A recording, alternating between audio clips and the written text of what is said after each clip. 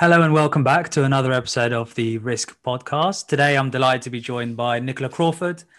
Nicola is a highly accomplished, qualified board-level global risk and compliance leader. She has CRO and head of risk experience across financial services. She's also a former chair of the Institute of Risk Management and the founder of womeninrisk.org. How are you, Nicola?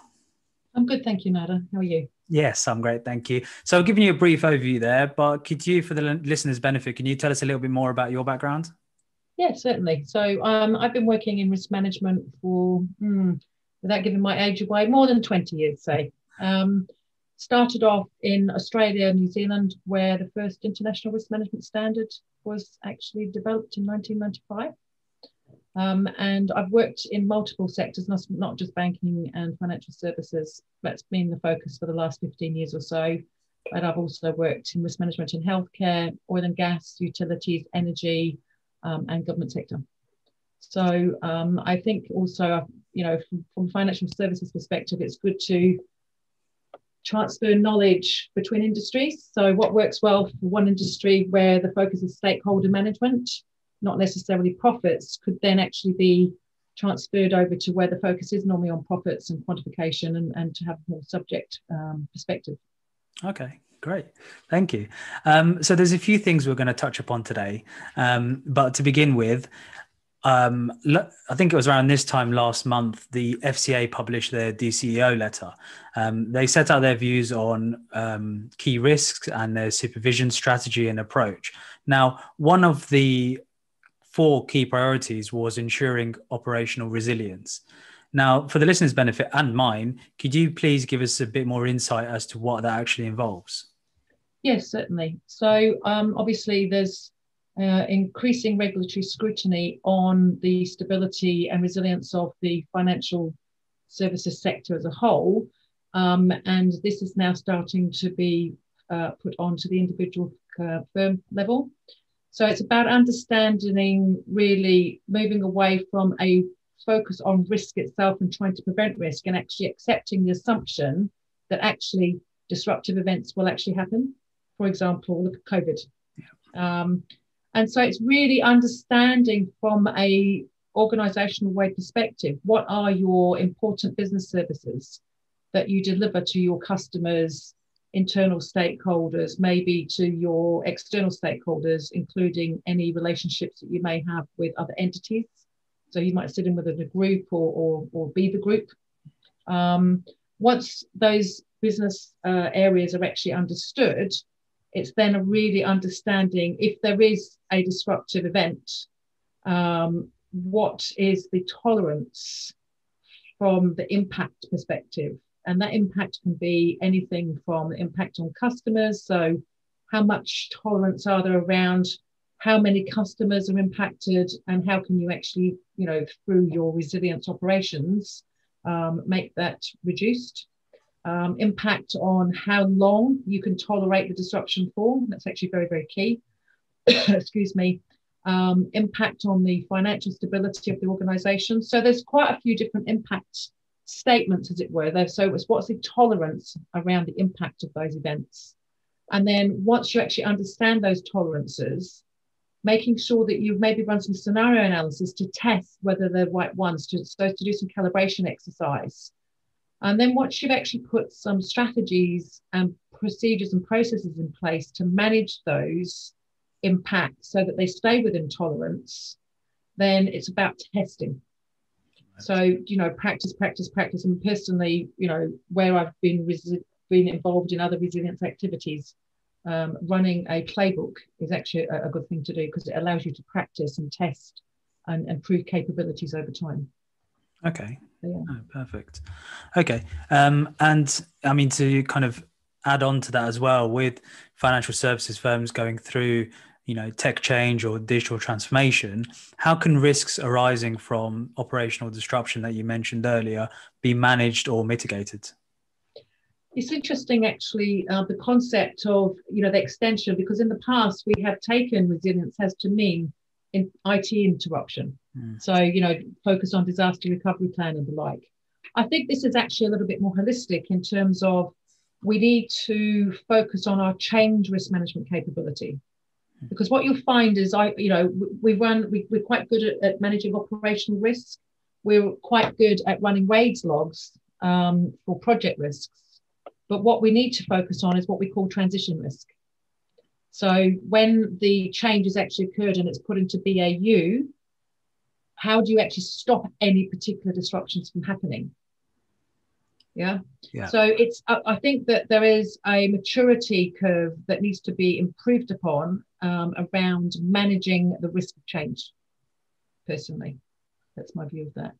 And it goes back into that resilience discussion that we've just had around how do you reflect that in your impact tolerance statements.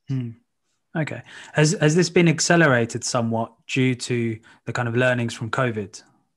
Well, I think so, because at the end of the day, 23rd of March last year, a lot of organisations basically had to leave the office with or without the ability to work remotely, and IT departments had to step up quite significantly. One, actually equipment in itself, procuring all laptops and things like that are going to be distributed to staff. Now, even an organisation of 100 people where maybe only a handful had the capability to work from home, actually then had to be done at a very, quite a quick pace. And of course, I think the learnings from that is what mistakes were made, what risks did actually then come in. We talk about resilience, and one of the key areas of focus is not just on our own internal tolerances, but how do you deal with third-party risks? Right. And so, I think one of the key lessons learned is when you've moved over to remote working, a lot of us have moved to the cloud. And there are only a couple of cloud providers. So we've got a concentration risk in a small number of suppliers that could potentially go very wrong. So it's how do you manage those relationships? And for example, how do you make sure that your recovery time objectives are the same as those of your third party? Where do you sit in the pecking order? You're just one of many of their clients. So that's always a very interesting conversation to have. It is, yeah. And I mean, our CROs like yourself looking at this actively this year to put these in place to avoid, or to kind of prepare for anything similar that can happen in the future. Yeah. So, I mean, this is all about the preparedness, actually, from my perspective. But also understanding it's that continuum from risk to resilience. So where you can put your mitigating actions in place to reduce the likelihood that the risk can occur, but also accept that if it does occur, what are you going to do about it? Right. Okay. So it gives you more of a holistic management approach. That makes sense. Yeah. In an earlier episode, actually, with Vishwas Khanna, who's a partner at Reply, he mentioned that in some studies, businesses went fully remote within 11 days. Wow. Now, that obviously puts pressure on operational risk more than anything. And there definitely has been a lot of learnings across financial services firms on how to not only mitigate it, but to put the right preparedness in place for the future. Certainly interesting. So another topic as well in 2020 that's come up was climate risk, or climate related risk. So there was an increase in climate related activity, as we all knew, not just across the regulators, businesses, but also across countries. So from your view on it, what were some of the most important trends you feel risk professionals need to be aware of? I mean, obviously, there's a lot of focus on how to measure the financial risk of climate change. But obviously, I think it's broader than that the risk actually aligns to other. So we can talk about reputational risk. And it depends on what the focus is. I think as human beings, we tend to focus on those things that we see to be easier and tangible. So what I have seen from my own perspective and my involvement in this is a focus on the physical side of climate change from a risk perspective. Right. So, for example, if you're a banking organisation, you wanted to have a look at what's the impact on your credit risk profile. If you've got buildings that are going to be impacted by different weather patterns, flooding and the like, it affects the value of the property. Which then obviously affects your loan to value ratios, which then has a knock-on effect to the ratings that you're giving to clients, and therefore the amount of capital that has to be allocated. So it all sort of, the focus on the physical, When for me, actually, the biggest impact and probably the more difficult to tackle is the transitional risk. So the move to the low carbon economy. Because what that means, it means about having decisions about not investing in certain types of industries or not accepting onboarding of certain type of clients. So you're actually turning away revenue, if that makes sense. And that's the harder decision to make. So one of the trends that I've seen is people starting to trying to articulate what their risk appetite is for climate change risk. And I think it's quite difficult at the moment because the data is a challenge, and it's very difficult to have a quantitative aspect. I mean, look, some industries, I think insurance sector has probably progressed this a little bit more than other sectors within financial services because of the nature of what they do. Personally, we're starting out with a qualitative statement that as we start to get better data and our maturity around capability and of understanding how climate change risk affects our organisation, then we'll move more to a quantitative approach. Yeah. How long do you think this will take? Because obviously it's still fairly new. Are they going to start building out teams that put the models in place, or are they going to continue to look at it qualitatively? As I said, there's different levels of maturity in different organisations. I mean, as you said, the directive was put out sort of about a year and a half ago. Yeah. We've got the DSC. I mean, this is not the first time it's been put on the regulatory radar as such. So some organisations have already started and are quite far along in their journey. Yeah. So I think, you're right. It is that move. Scenario analysis is quite important actually, because it's the way that you can test something that, this is going to, it's a 20, 30 year outlook, but it's just like, if you don't do something now, we're not going to have a chance to fix or to change anything. Yeah. And how that then affects, organising risk profile. But I think even more important actually is reputation risk. I think will become more important than the financial quantitative view. Okay, no, that is interesting. Okay, great. So you've touched upon it slightly there, but ESG, where does this come in? So, I mean, the reason I thought ESG was actually quite interesting is because organisations that seem to be more mature in terms of their climate change risk perspective are those organisations that have adopted an ESG approach to managing risk. So obviously it would come under environment, social, governance, but it also leads into a segue into diversity, right? Which of course I'm quite passionate about in terms of, the women in risk and some of the organisations that I've worked with in pushing that women in risk agenda.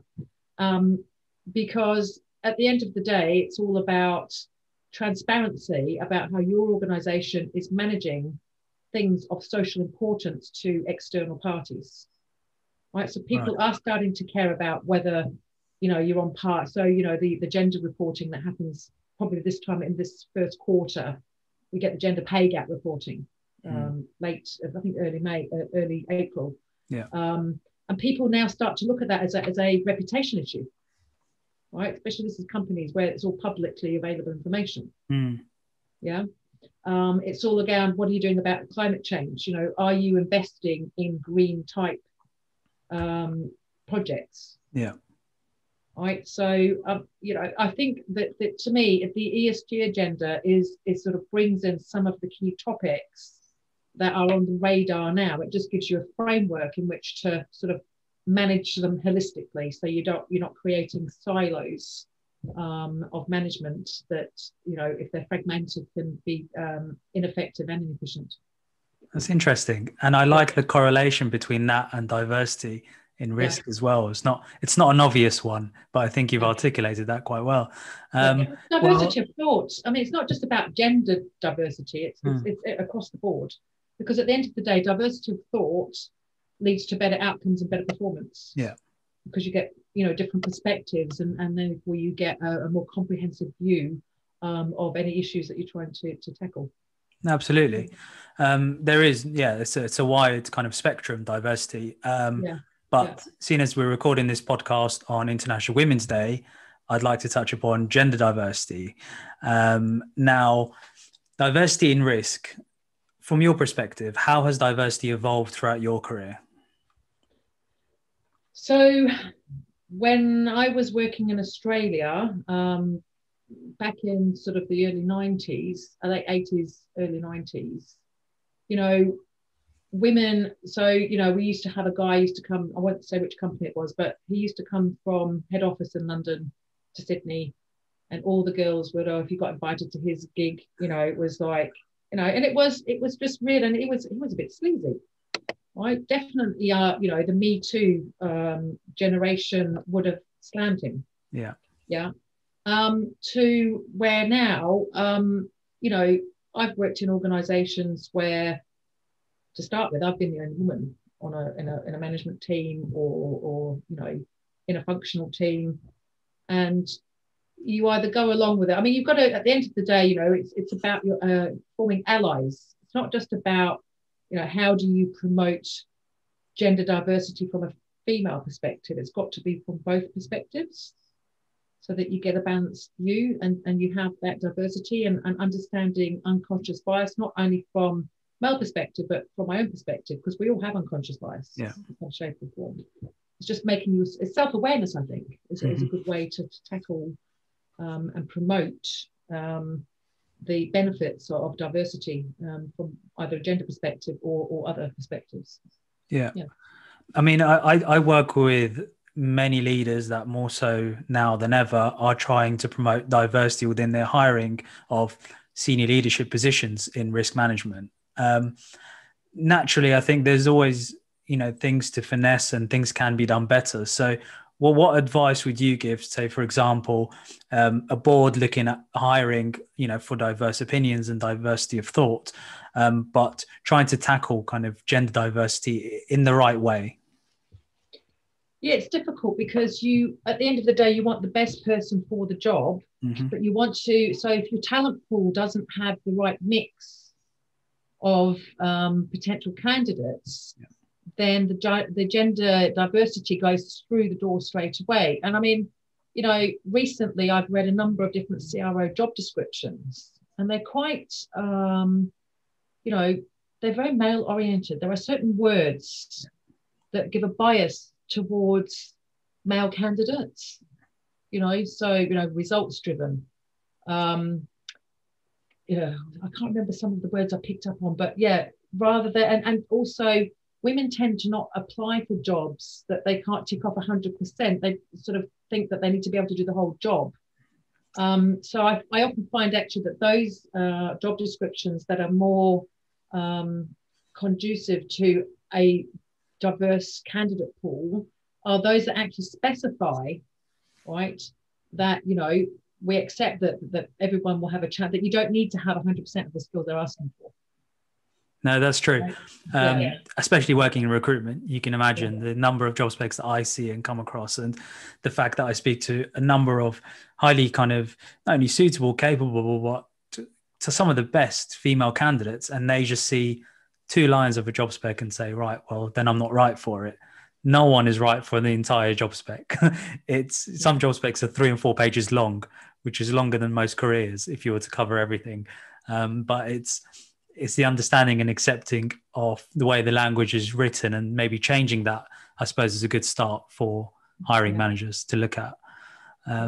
No, so definitely it's a very useful insight. And thank you for taking the time today. There's some great take-home points, which I'm sure our network will benefit from. Any questions that come through, please just directly message me for any thoughts that I can share with Nicola. But thanks again, Nicola. And I look forward to speaking to you again soon. Thanks, Nader. Thank you. Take care.